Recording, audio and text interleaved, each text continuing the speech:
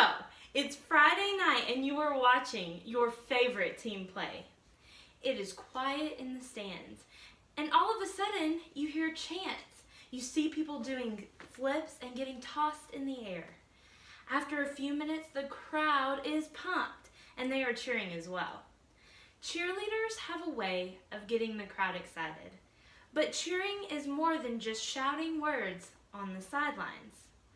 For years, people have been debating whether cheerleading is a sport.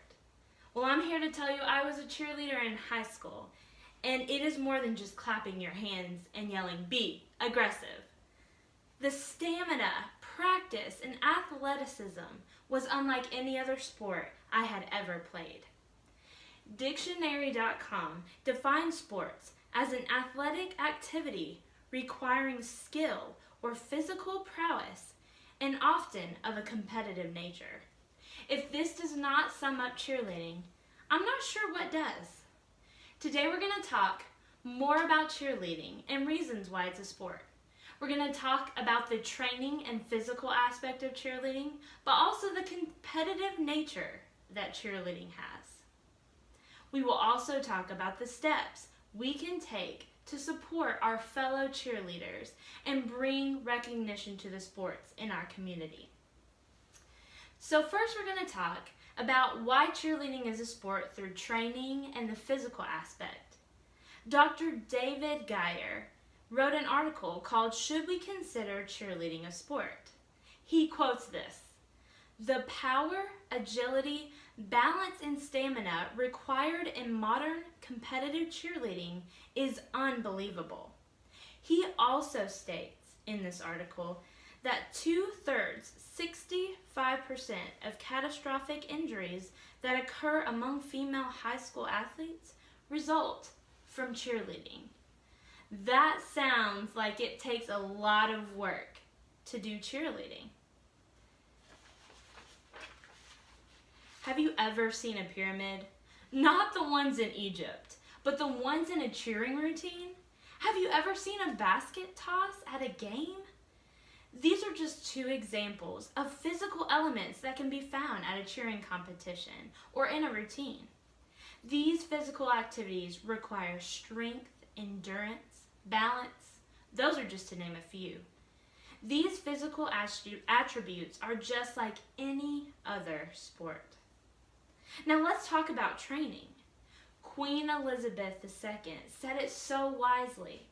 It's all to do with training. You can do a lot if you're properly trained. All of the sports I have ever seen require practice and training. And in most sports, they also have a trainer or coach. The same goes for cheerleading. We have probably all heard the saying that practice makes perfect. In order to be a cheerleader on a competitive level, you must practice. Cheerleaders will work countless hours on their gymnastics, getting in shape, and building up their strength. They will work tirelessly on routines that include flips, lifts, dance moves, and so much more. If you take a look at baseball, football, volleyball, and many other sports, it requires training as well, so that they can compete against other teams. So, cheering competitions can also be seen on places like ESPN, where you watch other sports. So let's talk, now that we've talked about the training aspect and we've talked about the physical aspect of cheerleading, let's talk about competitions. Most sports involve competition, whether that be against another team or an individual. There's usually a medal and other prizes involved. Schools and institutions all over the world travel to compete in cheering competitions, just like they do in other sports. So now that we have talked about why cheerleading is a sport through the training and the physical aspect and also the competition, let's just talk about how we can support the cheerleaders in our community. If you are a parent, You can support your child if they show interest in cheerleading. Get them into good programs in schools. Do your research. Encourage them to practice and to work hard. There's also incentives with cheerleading. Just like any other sport, you can get a scholarship through cheerleading. And you can even go on to cheer for the NFL and the NBA. So anybody that wants to dream can dream if they want to be a cheerleader. In that aspect, if they really enjoy that, they can strive for that. Another way we can support cheerleading being a sport is just talking about it, going to games in our community. Notice how a cheerleader gets the crowd excited to be there. So those are the steps that we can take.